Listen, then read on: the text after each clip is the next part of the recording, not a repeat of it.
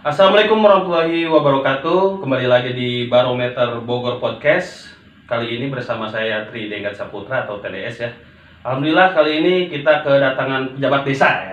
Pejabat desa ya. Sekretaris desa Pak ya? Betul. Sekretaris Desa Banyuwangi, Kecamatan Cigudeg, Kabupaten Bogor.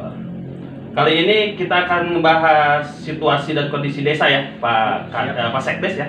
Kang Sekdes deh, biar kita lebih akrab gitu kan. Kondisi desa Banyuwangi di masa pandemi ini seperti apa sih Pak Sekdes ya?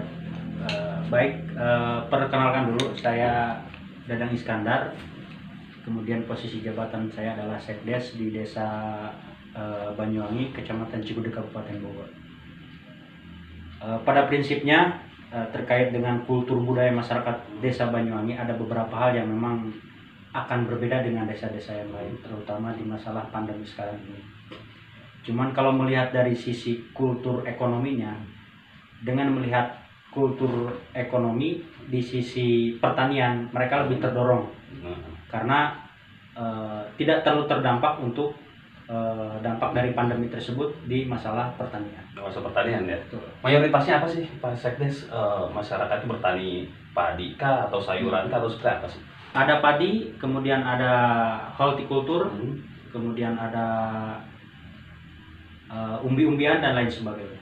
Terus untuk pendistribusiannya gitu Pak Sekdes ya, tentunya kan untuk meningkatkan perekonomiannya. Betul. Biasanya dijual ke apa sih kalau bahasa sekarang tengkulak kali ya? Iya. Atau seperti apa itu Pak Sekdes? Kemudian ada juga yang memang kami tampung di desa. Dalam artian di desa itu samplingnya. Bahkan ada beberapa pengunjung yang sudah kami fasilitasi terkait dengan produk yang kami tawarkan. Salah satunya adalah kerupuk. Kerupuk ya? Kerupuk itu apa sih? Mungkin Kalau bahasa orang Cigudeg bilang atau Desa Banyuwangi bilang tihundok. Oh ya ya ya. Nah, terubuk ini adalah salah satu ciri khas desa kami. Sebab Jadi ikon ya? Ikon. Sebab dulu pernah booming, saya lupa di tahun berapa terubuk ini booming karena ada manis-manisnya begitulah. Oh, agak sedikit berbeda sama yang lainnya. Sedikit berbeda. Oke, siap. Saya mau nanya lebih ke ini ya, ke Pak Sekdes nih. Siap. Mau nanya nih, sebelum jadi pejabat desa, Betul. sekarang jadi sekretaris desa, apa sih kegiatannya Mas Sekdes?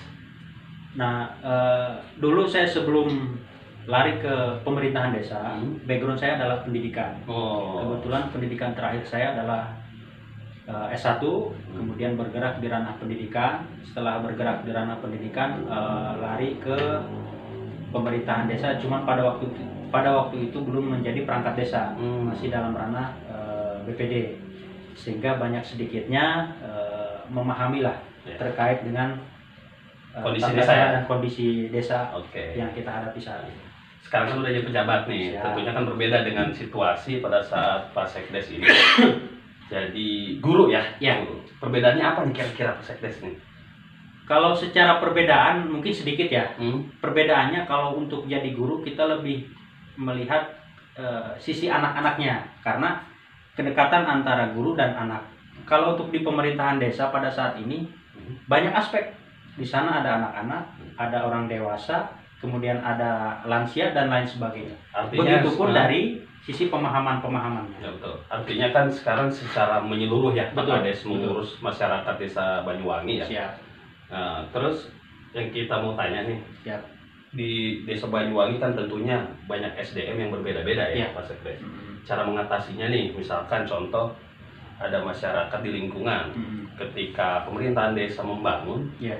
ternyata yang sebelahnya belum dibangun nih, Iya. Pak Sekdes gitu kan. Tentunya kan beda paham. Betul. Itu cara mengatasinya gimana coba Pak Sekdes? Nah, ini pertanyaan unik tapi mengedukasi. Betul ya. Pertanyaan unik tapi mengedukasi. Begini, ini perlu diketahui juga mungkin oleh masyarakat yang memang belum paham terkait dengan salah satu rencana pembangunan desa dimanapun desa berada. Acuan pembangunan yang kami tahu itu mengacu kepada RPJMDes dan RKPDes. RPJMDes di sana adalah rancangan pembangunan, perencanaan pembangunan selama Bapak Kepala Desa menjadi Kades, entah itu 5 tahun ataupun 6 tahun di masa jabatan.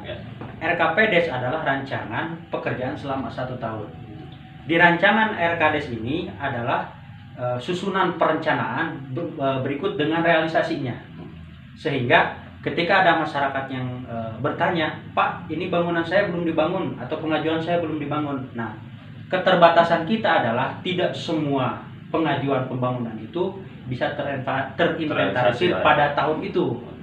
Kemudian di sisi penyaluran pun tidak serta-merta satu gelombang saja, sebab dana desa itu ada beberapa tahap. Gitu. Tentunya segala pemahaman sudah diberikan ya ke masyarakat ya, secara global lah intinya gitu kan. Cuman memang dari sisi edukasinya, karena memang kita baru duduk di pemerintahan Desa Banyuwangi itu kisaran dari bulan Februari, Maret, April, Mei, dan Juni berjalan. Nah ini PR kami juga terkait untuk mengedukasi atau mengarahkan kepada masyarakat bagaimana tata cara memahami perencanaan program yang kami sodorkan. Nah, sekarang kan yang saya tahu Kepala Desa Banyu resmi baru menjabat ya. Banyuwangi Pak. Banyuwangi, sorry. Baru menjabat berapa bulan? Ya. Kalau saya boleh tahu nih, ya, antara Pak Kades dengan Pak Sekdes sering nggak sih nggak sejalannya gitu dalam segi pendapat gitu Pak Sekdes? Oh gitu. Kalau secara teknis kita selalu diskusi dengan Pak Kades. Cuman mungkin dari sisi teknis di lapangan itu ada agak berbeda jauh. Ya walaupun kami sama-sama berangkat dari ranah pendidikan, tapi untuk teknis di lapangan mungkin saya lebih menguasai di sana. Sebab ya saya tadi bilang saya pernah duduk di pemerintahan yaitu di BPD di sana. Nah, Pak Kades ini ranahnya hanya di lingkungan pendidikan saja, sehingga banyak edukasi yang atau masukan-masukan lah terutama dari masyarakat atau dari hal yang lain untuk lebih sinergi mengarahkan bahwa tata cara untuk membangun desa ini seperti ini. Sehingga itulah yang menjadi peran saya kepada Pak Kades, agar Pak Kades pun bisa menduduk perkarakan ketika ada hal yang sifatnya teknis untuk mengedukasi ke masyarakat. Saya agak tertarik sedikit tadi. Siap. Tadinya kan Pak Sekdes ini sebagai BPD yang memang mengkritisi kebijakan desa deh. Nah, sekarang dibalik nih Pak Sekdes nih. Sekarang yang Pak Sekdes. Nah, itu seperti apa ya jalinan antara BPD dengan Pak Sekdes atau dengan pemerintahan desa lah? Iya. Ya memang yang pada akhirnya kita duduk di dua tempat. Dulu kita mengkritisi, sekarang kita duduk di mana duduk kita dikritisi. Tapi pada prinsipnya yang saya lihat, ketika kita mengkritisi harus ada solusi. Siapapun itu. Dan pemerintah desa pun ketika dikritisi, yang terpenting kritiknya membangun, kemudian memberikan solusi yang pada akhirnya tidak ada yang dirugikan. Oh gitu. Artinya ada kesinkronan lah ya antara pemerintah desa dengan BPD ya. Betul. Sekarang bolehlah kasih ujangan nih atau himbauan lah kepada masyarakat di masa pandemi seperti apa sih harus mengatasi dari sosial, ekonomi dan sebagainya itu Mas.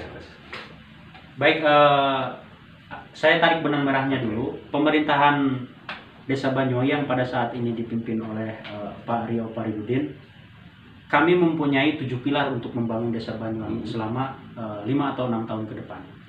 Ada Banyuwangi membangun, kemudian ada Banyuwangi sehat, kemudian ada Banyuwangi agamis, ada Banyuwangi sosial berkebudayaan, kemudian ada lagi Banyuwangi maju dan berkeadaban. Nah, dari sisi semuanya itu kita ingin mengcover kebutuhan-kebutuhan masyarakat, baik dari sisi pembangunan, baik dari sisi ekonomi dan lain sebagainya. Cuman keterbatasan kami adalah di sini kami anak-anak muda yang memang masih butuh masukan-masukan dari para orang tua terdahulu yang memang pernah duduk di pemerintahan desa. Kami pun butuh masukan-masukan dari kawan-kawan baik luar dari warga Desa Banyuwangi, salah satunya mungkin bisa disebutkan media, kemudian relasi tingkat atasnya pun kami butuh itu. Sebab apa? Ternyata untuk mengurus warga itu tidak serta-merta kita duduk di meja mempelajari itu selesai.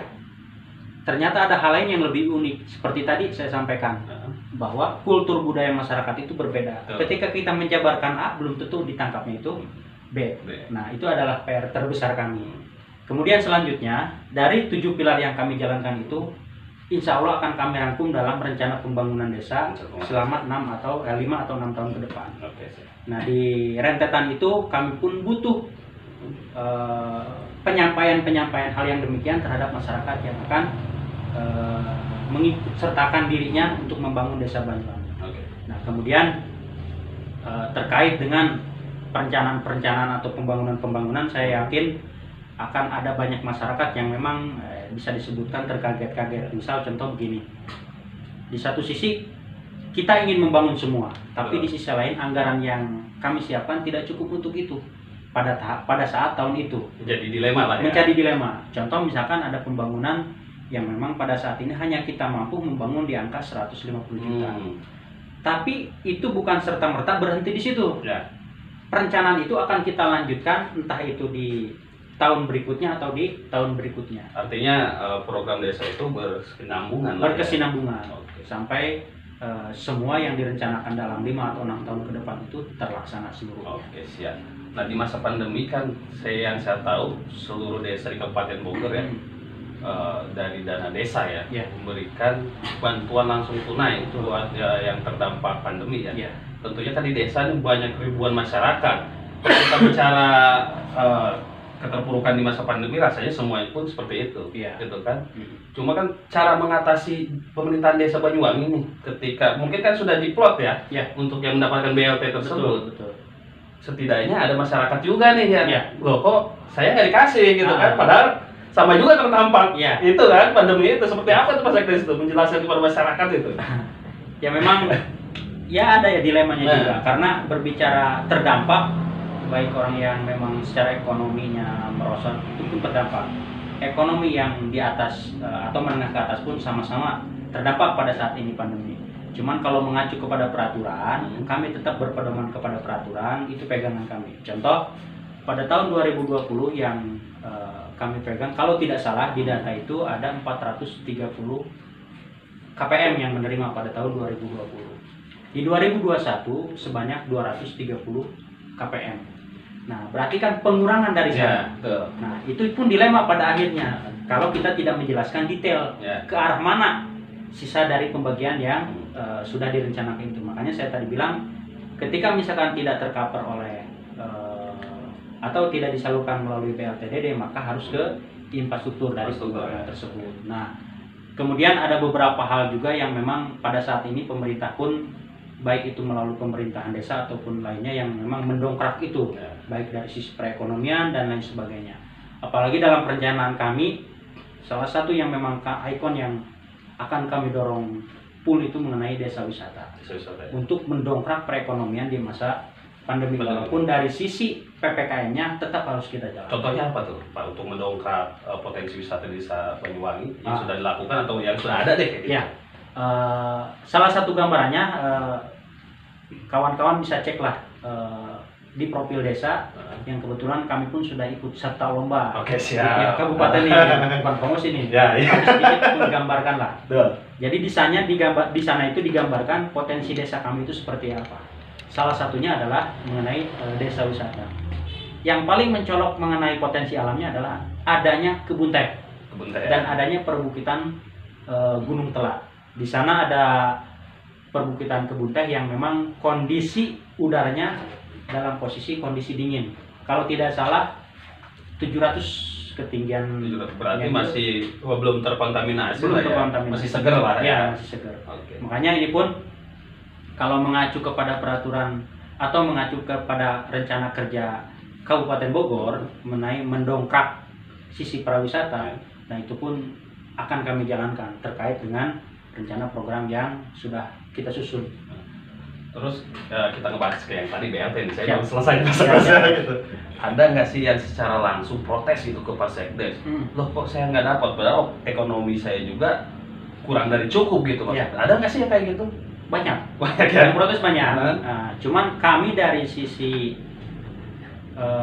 tatanan atau perencanaan yang dijalankan itu semuanya menggunakan mekanisme berita acara. Terkait dengan pengurangan yang seperti tadi disampaikan, kami pun menggunakan mekanisme berita acara. Di berita acara itu semua unsur terlibat. RT, RW, baik dusun pun kita libatkan. Dari sisi peraturan kita edukasi mereka. Kemudian dari sisi penetapan pun kita meminta saran dan pendapat dari beliau-beliau. Artinya ada skala prioritas. Ada skala prioritas. Oke, sekarang terakhir aja deh. Siap. Kan biar gak terlalu banyak kita ngorek-ngorek. Nanti lah itu di luar kita obrolin lagi kita Mas Sekdes. Biar penasaran nanti di biar penasaran nanti kita season selanjutnya gitu.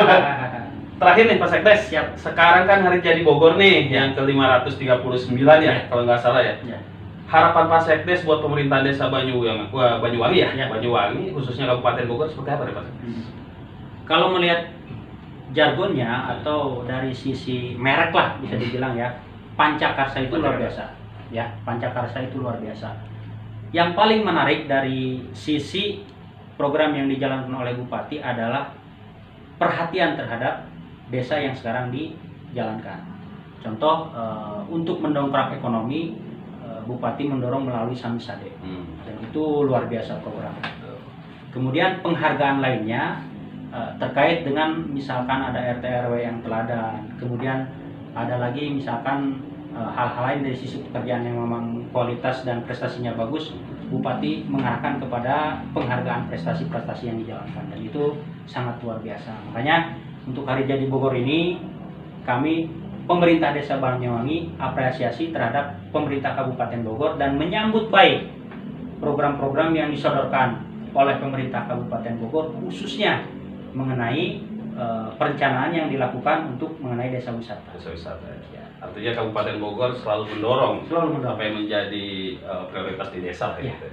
Seperti itu ya Pak Sekdes. Ya.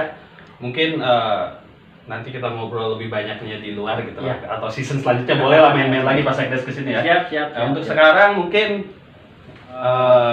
cukup sekian saja. Kita ngobrol-ngobrol dengan Pak Sekretaris Desa Banyuwangi, Pak Dadang, gitu kan. Mungkin cukup sampai di sini. Wassalamualaikum warahmatullahi wabarakatuh. Waalaikumsalam.